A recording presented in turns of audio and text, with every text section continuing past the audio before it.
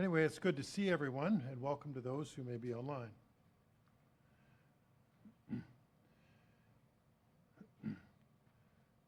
The subject that I'm going to talk about today is more vivid than a soap opera.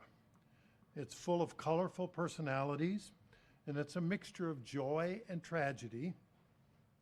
The laughter and sorrow will be throughout, and it's a true story. It involves sex, politics, and religion. I mean, what more could you ask for?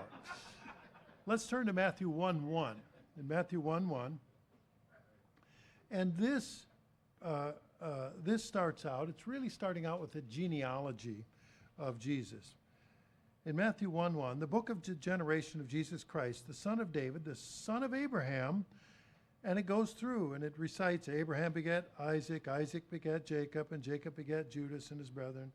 And we go down the line, Judas and begat Pharez and Zerah of Tamar, and so forth. And it keeps on going, and it goes through verse 14, and it lists selected ancestries of Jesus Christ. Now, it didn't tell them all, but I will note that there were 5 women listed in the genealogy. And it lists Tamar, and Rahab, and Ruth, and Bathsheba, and Mary.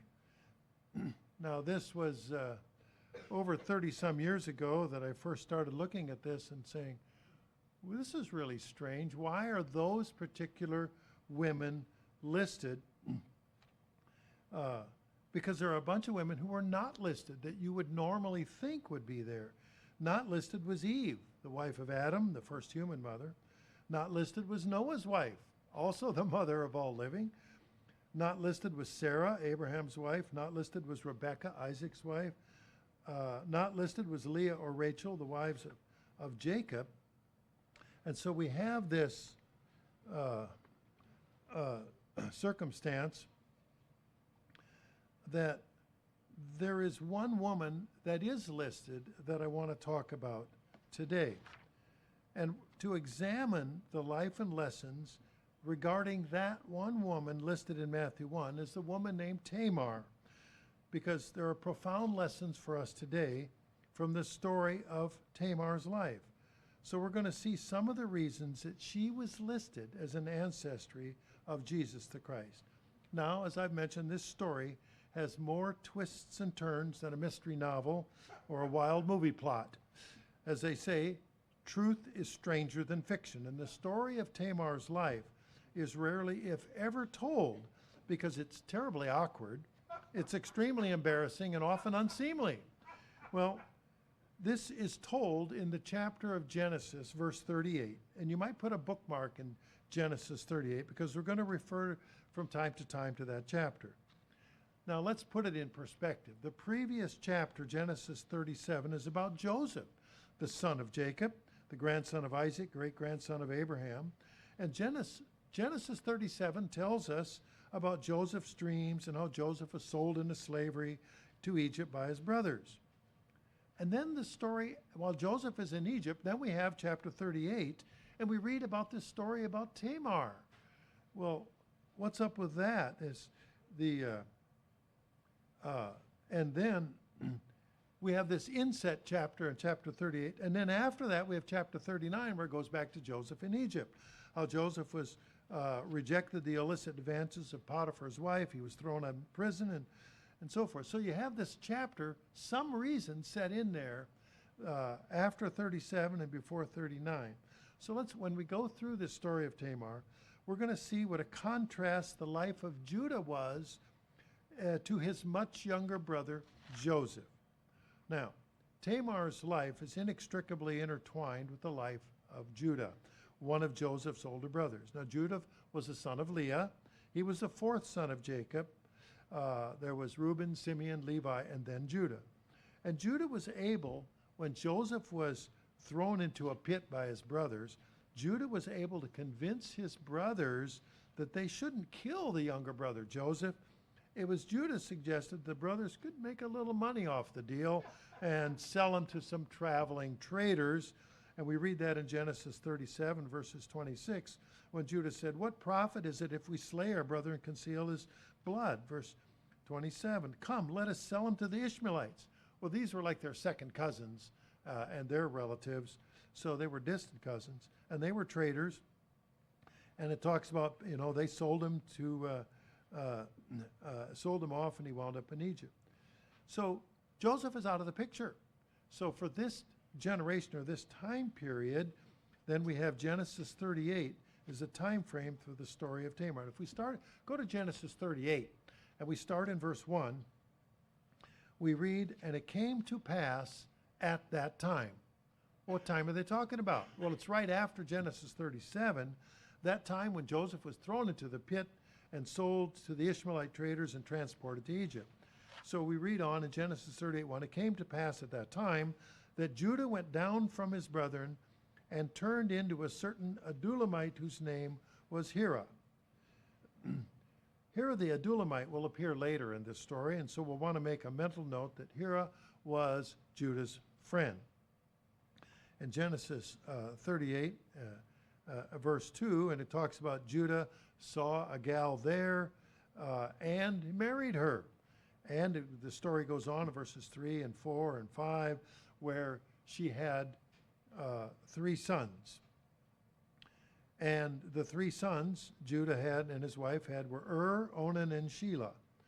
Now the Bible commentary by Jamieson, Fawcett, and Brown notes, Judah did just like his uncle Esau and married outside of their religion into a Canaanite family, and that such a marriage turns out to be a major contributor to the problems that were to follow. And this is where Tamar is introduced into the story. So first of all, Judah's oldest son, Er, it was common for the parents to arrange the marriage for their children. So Judah arranged for Tamar to become the wife of his oldest son. We can turn to Genesis 38, verse 6. And unfortunately, wasn't raised right. He was wicked, and God allowed him to die. In Genesis 38:6, we read that Judah selected Tamar to be the wife, and Judah's firstborn was wicked, and the Lord slew him. I looked up the word slew, and it could also be interpreted to be lack of protection or allowed to die. And it was a custom in that day for arranged marriages. And the reason it was important was for inheritance purposes. The father selected the daughter-in-law who would bear their future, the one who would be the future inheritor of their estate. The second point that occurred then is that Judah arranged for Tamar to marry the second son, Onan. Well, you see, now we have a young widow. The first husband died, and this was what we call, according to the Levirate principle, that if a man died without having a son, the dead man's brother was to marry the widow and raise up a son to inherit the older brother's estate. And that's what happened in this case, or was expected to happen. And there's a couple of other laws of inheritance that are in play here. But one is the law of primogeniture and the Levirate law of marriage. Now, the law of primogeniture is the right of the firstborn to inherit a double portion. So if you have 2 children or 2 sons to inherit, the eldest would inherit, they divide the estate into 3, and the eldest would inherit 2 of the 3, 2/3 of the estate. In Deuteronomy 21, and verses 15 through 17, actually go down to verse 17, we talk about the inheriting child receives a double portion and the right of the first, and being the right of the firstborn. Then we have also in Deuteronomy 25, verses 5 through 10, we have this discussion of the Levirate law of marriage. And this is the marriage duty of the surviving brother. And it goes through and talks about if brothers dwell together and one of them dies, doesn't have a son, the widow of the dead shall not be married to a stranger. She shall be married to the bachelor brother. And it'll go through, but the child that's raised will be considered the child of the older brother, the dead one. So it's for inheritance purposes. And we have this example in here in Deuteronomy 25, verses 5 through 10, where, and this is what will happen if somebody doesn't do it, their name will be besmirched. They will be shamed in their community. Now, this Leverett principle of marriage has been around for a long time. My grandmother was married about 100 years ago, and actually a little over that, and she was married to one of a pair of brothers. So, and the brothers farmed together. They owned the family homestead. My great-grandfather homesteaded it. And one was a married son, one was a bachelor son. And my grandmother was 19, got married. They had two little children, and then her husband died. It happened very quickly, a farm accident. He got infection, and 3 days later he was dead. Well, this is a scandal. The married brother lived downstairs with the kids, and the bachelor brother lived upstairs, same house. Well, what are we going to do here? You know, the scandal, and they each owned now half the farm, except that there was no will. He was a young man. He was 30 years old, the one who died. And the law said with no will, half of the estate goes to the widow and half to the children. Well, with two children, that means, and the widow only owned half the farm to begin with, so the widow owned a quarter of the farm, each of the children owned an eighth, and the bachelor brother owned half the farm, as he always did. So my great-grandfather called them in, horse and buggy, to his place, and they went there, and he said, "You need to marry the farm back together again." And so they did. Now, and at that time, this is where there was no electric lights or running water, and so they followed the advice. They got married. Now, as a kid growing up, I would hear comments from the older neighbor farmers about my grandparents having a marriage of convenience, or a comment that it was a business arrangement. Well, it always puzzled me, why would I hear such things? I mean, I didn't find out until I was a young teenager that about this situation. And the death of my grandmother in 1986, in January, my father was 60 years old, and we were standing together at the cemetery. This was in January in Minnesota, a week before HWA died. And we're standing there, the last two. Everybody else went to the reception. And my grandfather, or my dad, gave and he said, "You know, buried my mother today," he said, "and in my entire life, I never heard my parents say a cross word to each other." And I was kind of stunned because I didn't know that was humanly possible. And then he said something even weirder. He said, "And I only know two couples like that." Well, what do you suppose my next question was? Well, who's that? Well, my grandmother's sister and her husband. And I thought, well, you know what? It's true. I've never heard them. And yet, for being a marriage of convenience, an arranged marriage or selected, it was really quite a remarkable arrangement. Well, and their marriage lasted over 50 years until grandfather died.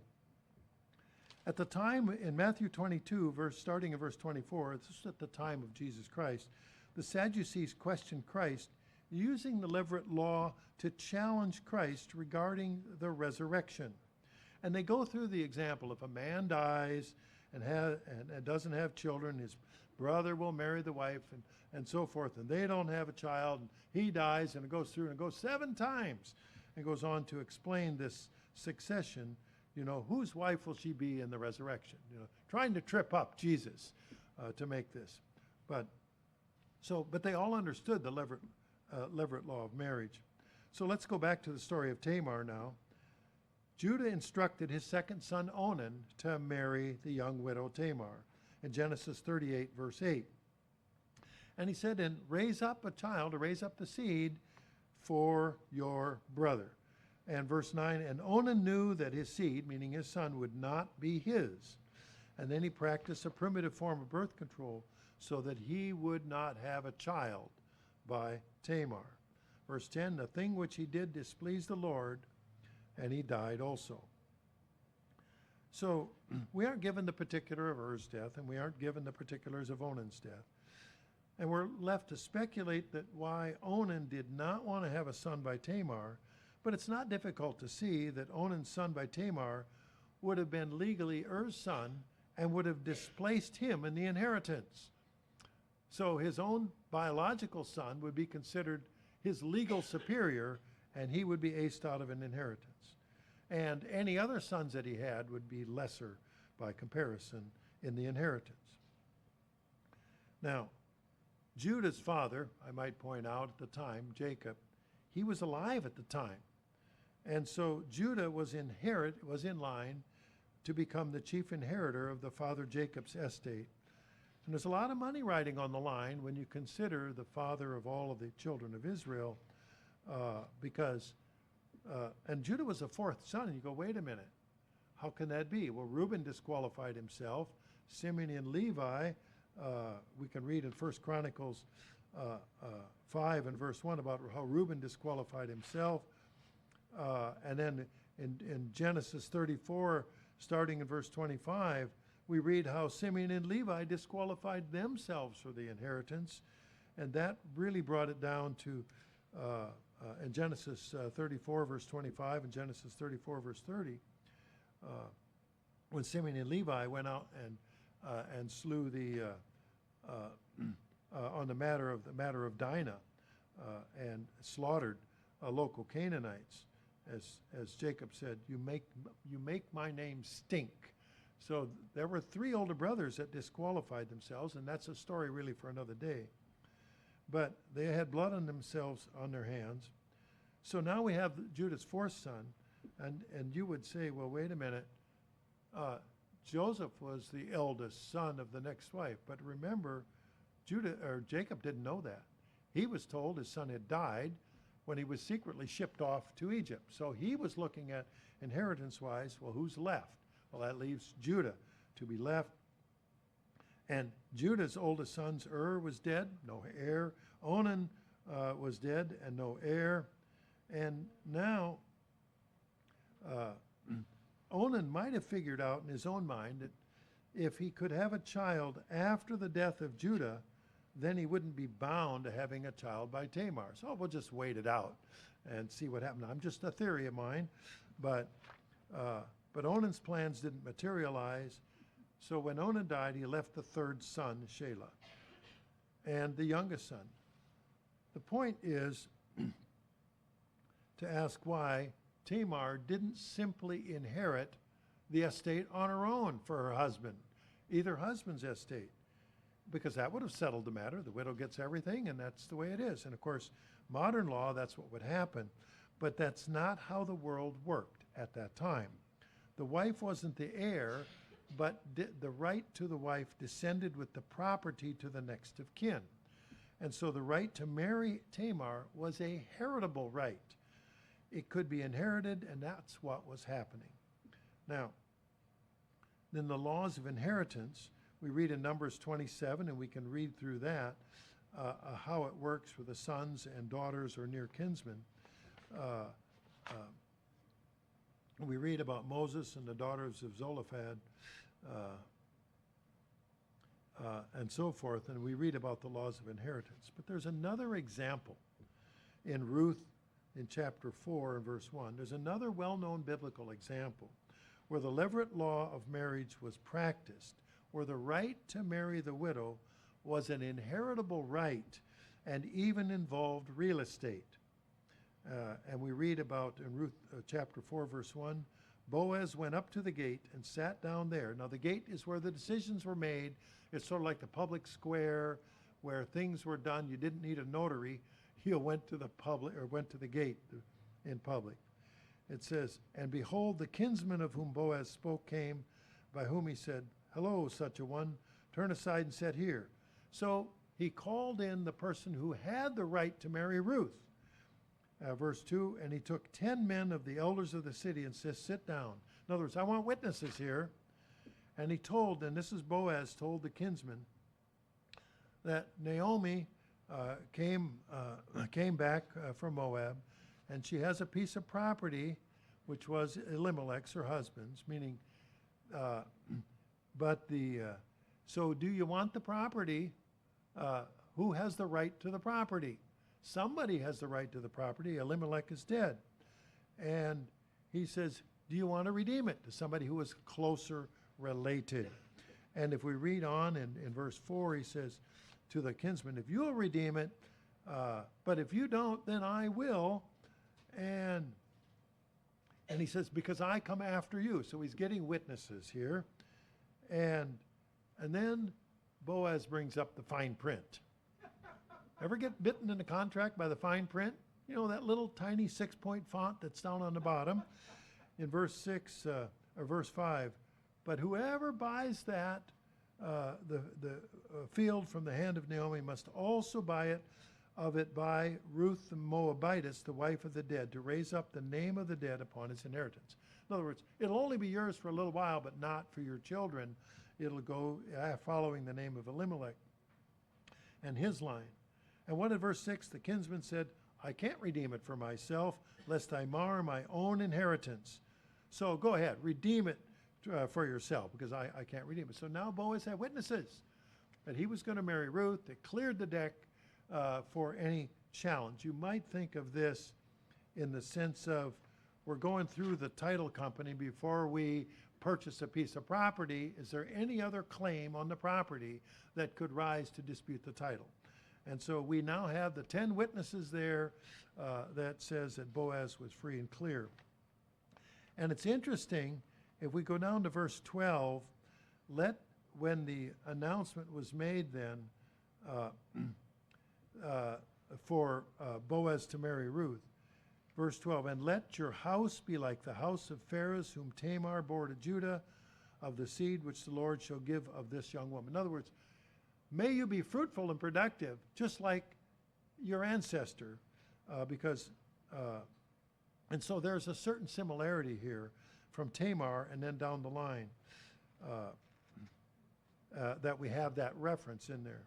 In fact, it was many years ago, I was talking to a deacon in Minnesota, and I said, what I don't understand is why are those women listed in Matthew 5? Why them as compared to the other ones? And he boiled it down to this. And I, being young and unlearned, he said, well, it's simple. Under ordinary circumstances, they shouldn't be there. All of them showed up under wild and unpredictable circumstances. And look how many were not even of the tribe of Israel. They had to be then grafted in.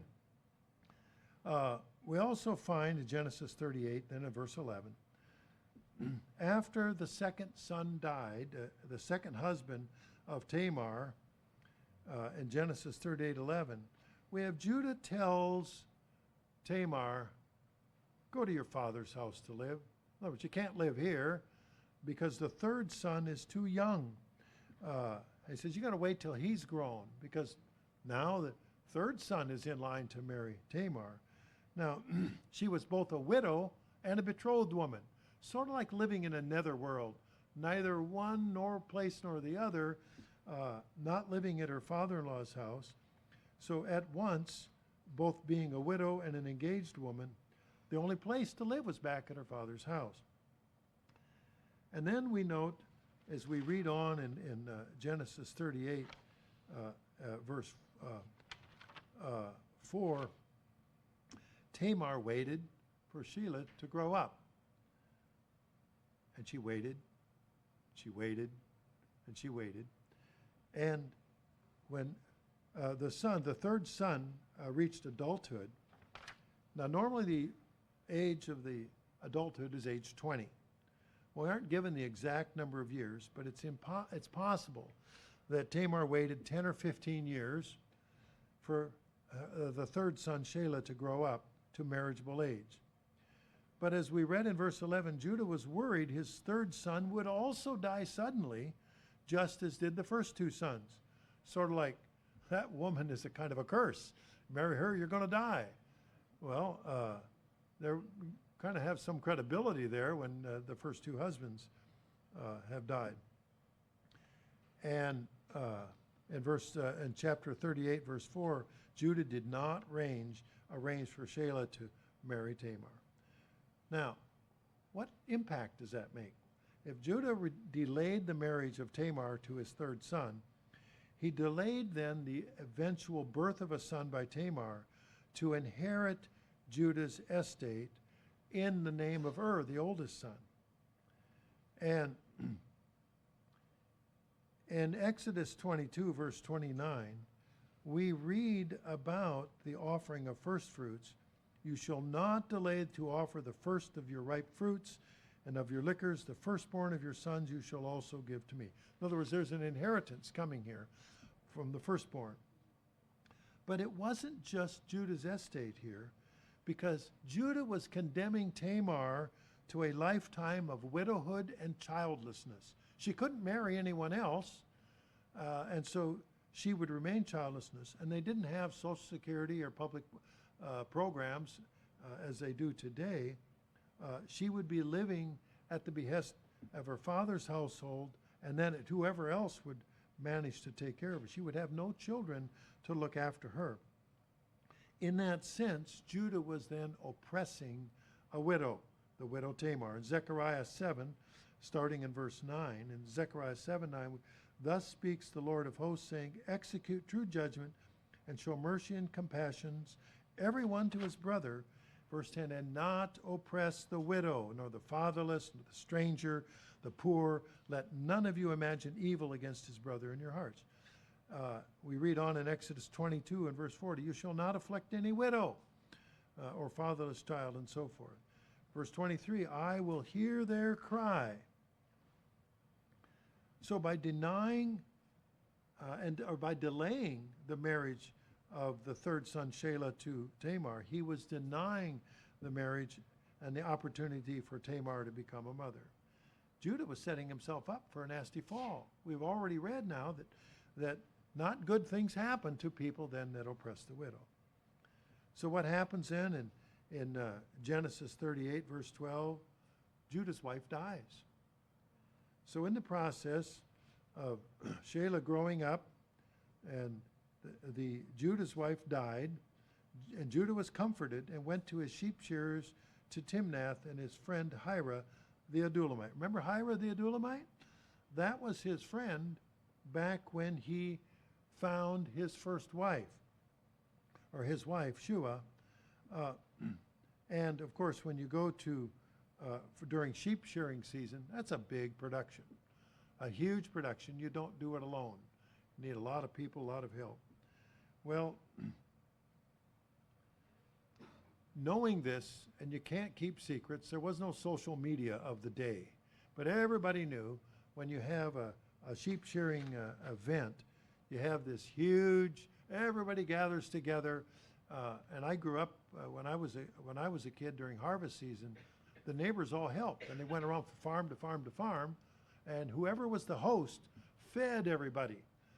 That was especially true in previous generations who had horses and buggies and primitive equipment. I mean, I grew up with tractors, but if you look at the more primitive equipment, they made a party out of. Every harvest was a party. It was going to be, and it was a big social event at that time. So I can easily imagine that the sheep shearing season was similar, and so everybody knew what was going to happen. So when we read then that there was no marriage on the horizon for Tamar, Tamar became impatient, decided to take matters into her own hands. Sometimes these things aren't such a good idea. But she did what she did. In Genesis 38, verse 14, Tamar put her widow's garments off from her, because she wore the garments that would signify that she's a widow, covered herself with a veil, couldn't really see who she was, and wrapped herself and sat in an open place on the way to Timnath, because she saw that the third son, Shelah, was grown and she wasn't given to wife. Now, here's where Tamar was scheming to become pregnant. Now, she had the legal right to bear the inheritor of Judah's estate. And this had to be a large enough estate that it was worth that. And Tamar determined if she wasn't going to marry Judah's son, she would find another way to become pregnant and bear a son to inherit Judah's and Jacob's estate. Remember, we're looking at Jacob's estate, not just Judah's, because Jacob was still alive. Verse 38, or chapter Genesis 38, verse 13, it was told to Tamar, behold, your father-in-law goes to Timnath to shear his sheep. In other words, she knew what was coming down. And if we read then, according to the Bible commentary of Jamieson, Fawcett, and Brown, the sheep shearing season in that month occurred near the end of March. And the sheep shearing season was when wealthy owners invited their friends and servants and neighbors and treated them to dining and parties after each day's work.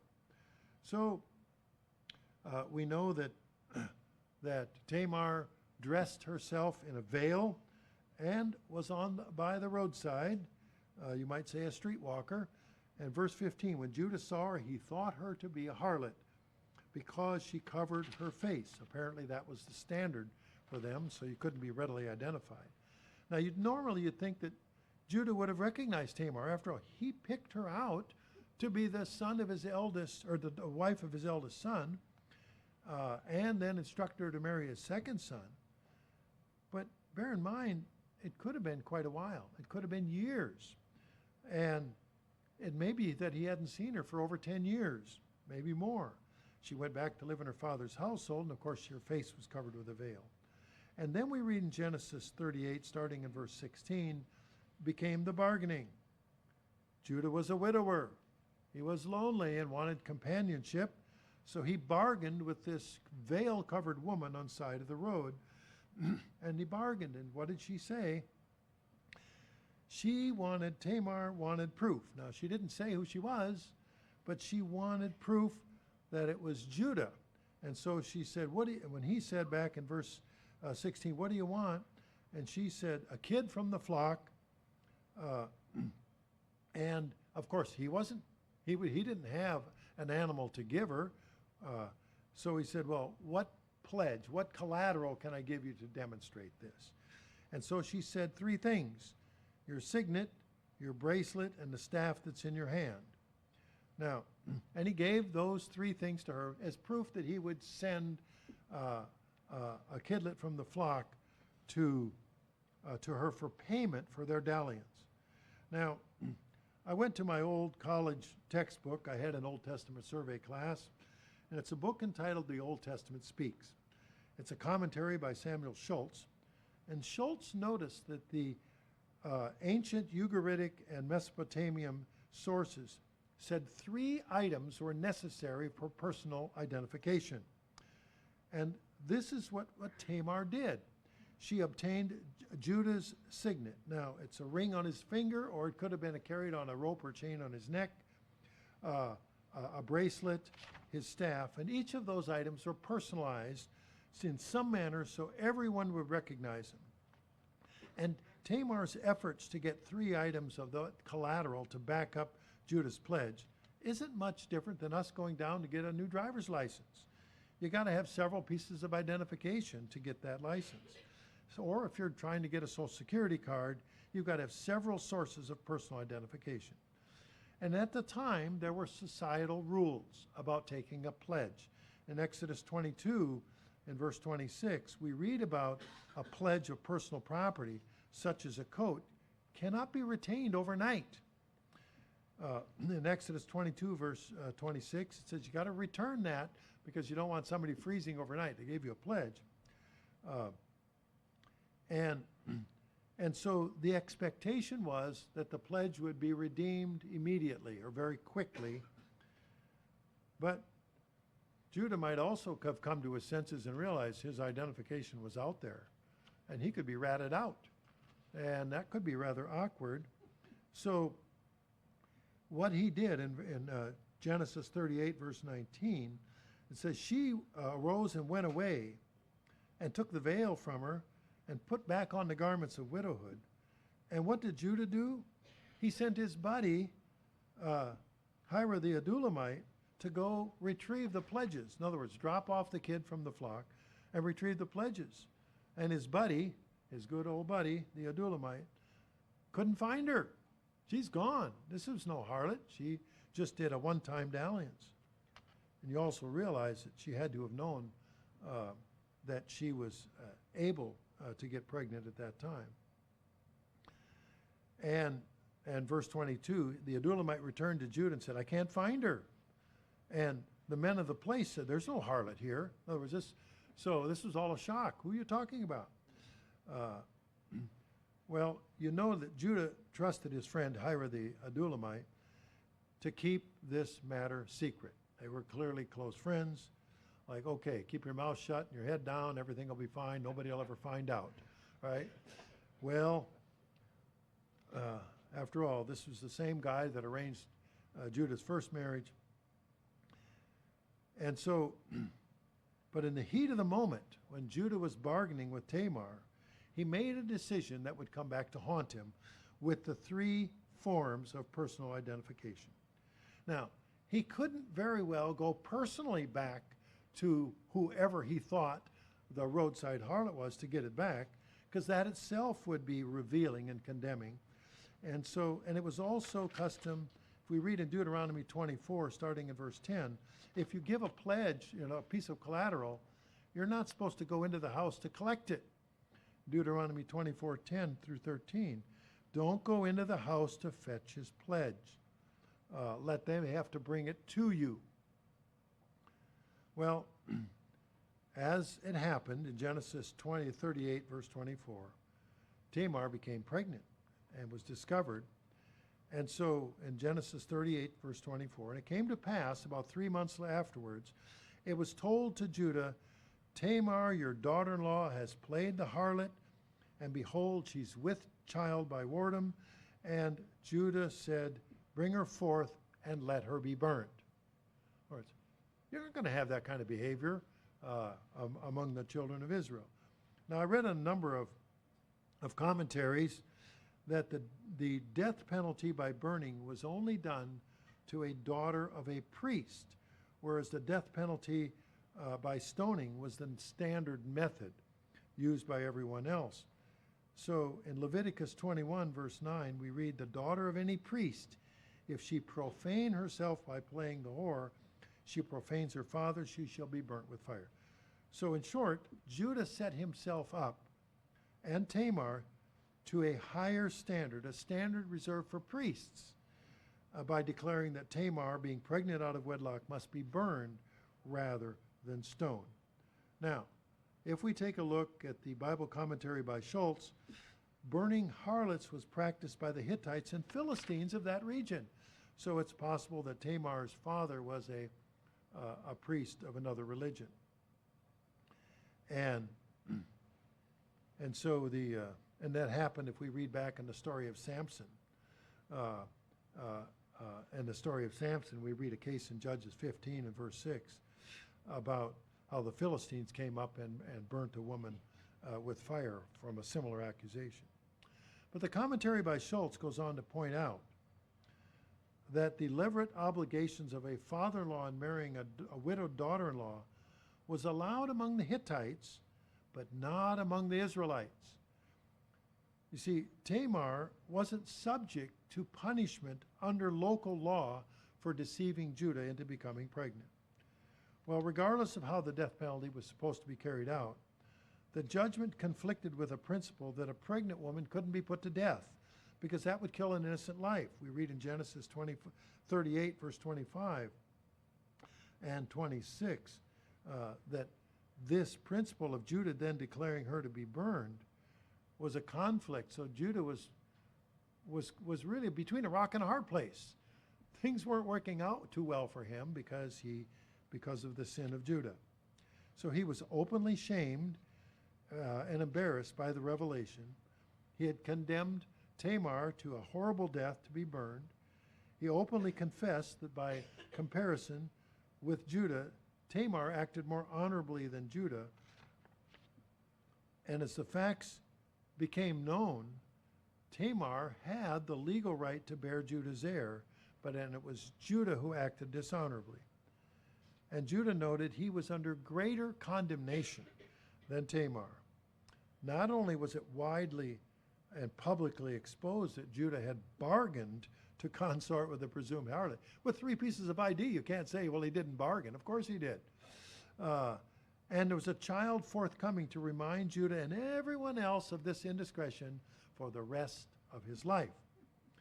But you'll notice, if we look at Leviticus 20, verse 12, Judah didn't marry Tamar. He did take responsibility for her care and the care of her children. Judah was forbidden from marrying his daughter-in-law by Hebrew law under Leviticus 20, verse 12. And so then we step into Genesis 38, verse 27. To really make things interesting, Tamar had twin sons. Now, and you're going, huh? What? Well, if you stop and you think about it, even probable that Tamar was over the age of 35 when she conceived the twins at the time. Now, she had married 2 successive husbands, and they had died, and she waited 10 to maybe 15 years or more for the 3rd son to grow up.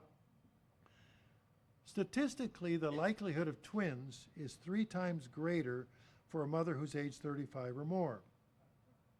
And so if you look at the age difference and the number of waiting, it's not unexpected. Now, the normal statistic is 1 in 89 births for twins, but it triples for women who are over 35. It triples again if the maternal grandmother had twins, and it triples again if the next great-grandmother had twins. I have a set of twins, and all of those things were true.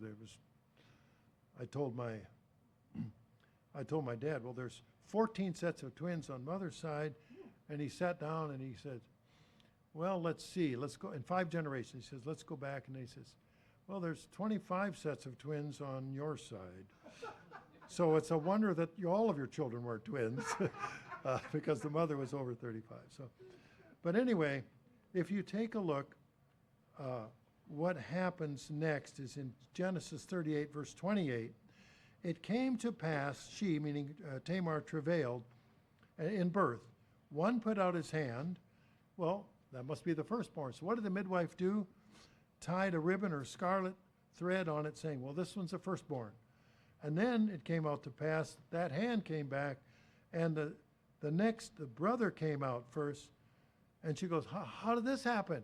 You know, this is, a midwife, is really, really befuddled here. Well, now, which one do you call the firstborn? We got a challenge here. And when I read about that unusual circumstance, I couldn't figure it out first either. And I had to read and look and understand the inheritance laws, because there was confusion during the birthing process of which of the twin sons was firstborn. Each of them had a somewhat tenuous claim to the title of being firstborn. But one thing we can say is true. Judah's 3rd son had been replaced by both babies, because each one of those had been born, each of them replacing and Onan, Judah's older son. So there it happened. The 3rd son, Shelah, was slipped back into 3rd place behind his 2 younger brothers. Now, if Judah had kept his word, honored the Levirate marriage law, Judah's 3rd son would have taken Tamar as a wife, and Tamar had borne a son to Shelah, then that would have been accounted for inheritance purposes. But the 3rd son didn't marry Tamar, and the rest, as they say, is history.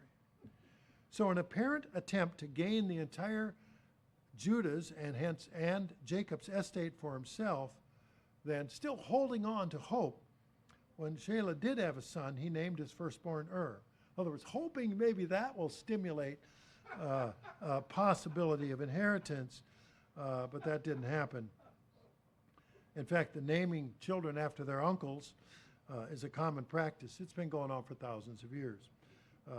I was often puzzled by in the neighborhood where I grew up, German immigrant farmers, and I remember there was a custom of uncles and nephews being named after their uncles. And I remember there was 2 Ed Ottos, Ed the older and Ed the younger, nephew or uncle and nephew. There were 2 Henry Ottos, young Henry and old Henry. And so it went through the neighborhood. As a kid, you're going, huh, what? Until you realize this was a pattern. Now, incidentally, the sons of Shelah had to have been born in Egypt. after the children of Israel, of Jacob, had relocated there during the 7-year famine. And we know this because the entire listing of Jacob and all of his offspring were counted out and named, but Shelah's sons were not named as traveling to Egypt, so we know they were born later. And we read that in Genesis 46, and it goes down the line and reads out all of those. And if we read between the lines, we discover that if Tamar was yet alive, we're left to presume that she also went to Egypt with Judah and Judah's household, although her twin sons had their own babies by that time, so she would have been grandmother by the time if she went to Egypt. And we read about that in Numbers 26, verses 19 through 22. Well, all of this is an interesting story. We can all wash our hands and shake them dry and hope everything will be fine, right? But what's the message here? Why is this included in the Bible? This inset chapter between chapter 37 and 39, you have this unseemly chapter 38. I mean, what are we supposed to take from it? Well, first of all, if we go to John 6:44, we read that, God the Father called and chose us. It was Judah that was the father who arranged marriages for his sons. He initially chose Tamar to be the mother of his descendants. Judah reinforced the choice when he instructed Tamar to marry his second son, and later contracted for Tamar to marry the third son. She was chosen to be the mother of Judah's heir. She was chosen by inclusion to be a member of the tribe of Israel. And so, similarly, God the Father has chosen us who follow him to be in his kingdom. No man can come to me except the Father which has sent me draw him, and I will raise him up on the last day. The potential for resurrection. In Acts 2, verse 39, for the promise, we're talking about the Abrahamic promise, for the promises to you and your children and to all that are far off, even as many as the Lord our God shall call. See, our calling comes from God. We've chosen to become the members of the spiritual tribe of Israel. Now, the Apostle Paul, in writing to the Galatians, refers to converted people as being part of the Israel of God. Now, Judah was the heir of Jacob, also named Israel. And it didn't matter, the heirs of the children of Israel, it didn't matter about their biological ancestry. In Galatians 6 and verse 15, we read, for in Christ Jesus neither circumcision avails anything nor uncircumcision, but a new creation. Verse 16, as many as walk according to this rule, meaning the law of God, peace be on them and mercy, and upon the Israel of God. But unlike Judah, God keeps his word. In Psalm 119, verse 160, your word is true. Psalm 119, 160, your word is true from the beginning, and every one of the righteous judgments endures forever. So God's going to keep his word. Then we are told in Job 27, verse 6, that we're to hold fast to our calling. You see, Tamar hung on to her calling, however it was imperfect, however impatient, but she held fast to that calling. In Job 27, verse 6, my righteousness I hold fast, I will not let it go. My heart shall not reproach me as long as I live. In Hebrews 10, in verse 23, repeats this. Hebrews 10:23, let us hold fast the profession of our faith without wavering, for he is faithful that promised. And in 2 Peter 1:10, wherefore, brethren, give diligence to make your calling and election sure, for if you do these things, you shall never fail. So Tamar kept a firm grip on her right to be the mother of the heirs of Judah. Next point that we should recall is that we will be part of an arranged marriage. Judah selected and arranged for Tamar to be the bride of his sons, and this is a physical prototype of God's arrangement for us.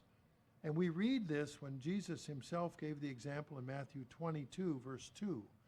In Matthew 22, verse 2, we read, "The kingdom of heaven is like to a certain king which made a marriage for his son." Jesus used this example of saying joining the family of God and is like a marriage for his son, of course, being Jesus Christ and God the Father. And then we read the parable of the 10 bridesmaids in Matthew 25, verse 1. Again, it's an analogy of entering the kingdom of God, for being a bridesmaid to enter through the marriage with the Son. In Revelation 19, verse 7, really wraps it up tight. In Revelation 19 and verse 7, "Let us be glad and rejoice and give honor to him, for the marriage of the Lamb is come, and his wife makes herself ready. And he said to me, Write, blessed are they which are called to the marriage supper of the Lamb. And he said to me, These are the true sayings of God." So the resurrection, potential for resurrection, is likened to a marriage that to join the kingdom of God. So in this sense, we are part of an arranged marriage, as Judah arranged marriages for his sons. We also learn from this story about Tamar that God emphasizes the importance of the firstborn and his inheritance. The emphasis of the firstborn is really a physical prototype, a forerunner of what's going to happen spiritually, that Jesus Christ was going to be the firstborn of many brethren. We read in Exodus 34, verse 39, we are told that whoever opens the matrix is mine, meaning God's, and the first among the cattle, whether it's ox or sheep. In other words, there was an honoring of the firstborn. Jesus Christ was, of course, the firstborn in his immediate human family, as we read the story about his mother Mary. But most importantly, Jesus Christ was the firstborn person from the dead, the firstborn into a new resurrection, so he becomes the hope and destiny of mankind. In Colossians 1, verse 18, in Colossians 1:18, Paul is writing about Jesus when he said, He's the head of the body, the church, who is the beginning, the firstborn from the dead, and in all things that he might have preeminence. Well, we're here today as part of the church of the firstborn. In Hebrews 12, verse 23, in Hebrews 12:23, to the general assembly and the church of the firstborn, who are written in heaven, to God, the judge of all, and to the spirits of just men made perfect. You see, we're part of the first, if we're part of the first resurrection, we are what the writer of the book of Hebrews calls the better resurrection. In Hebrews 11:35, we read that women received their dead raised to life again, and others were tortured, not accepting deliverance, that they might obtain a better resurrection. So we know there's more than one. And the better one, of course, is honored as the firstborn. What the writer is referring to is spelled out in 1 Thessalonians 4:16. It's about the resurrection of the saints upon the return of Christ at the onset of the millennial kingdom of God at the end of this age. To the Apostle Paul in Colossians 1:15 then wrote about in the congregation to Colossus about Christ being the firstborn from the dead and the firstborn of the spiritual resurrection. In Colossians 1, verse 15, he called him the firstborn of every creature, of all creation, indeed. And then we read down to verse 18. He's the head of the body, the church, who's the beginning, the firstborn of the dead, that in all things he might have preeminence. God places a value on our calling and our determination, meaning our choice to make that calling sure, and on the understanding that we're part of an arranged marriage with Jesus Christ, and we will be then among the firstborn of the family of God. The story of Tamar prepares us to understand two chapters in the New Testament in particular speak to our understanding of salvation. I would encourage you to read the chapters Ephesians 1, it's 23 verses, the whole chapter, Ephesians 1 and Hebrews 1, verses 1 through 13, it's the whole chapter. And having gone through this understanding about inheritance and the story of Tamar. Let's read both of those chapters with what we've learned. So how do we summarize the lessons from the life of Tamar? God is the author of our calling who draws us. We must hold fast to our calling. Third, we will be part of an arranged marriage. And fourth, God emphasizes the importance of the firstborn and his inheritance. We all have hope to become the heirs of Christ, to be counted as firstborn with Jesus Christ, and to inherit eternal life then in the kingdom of God.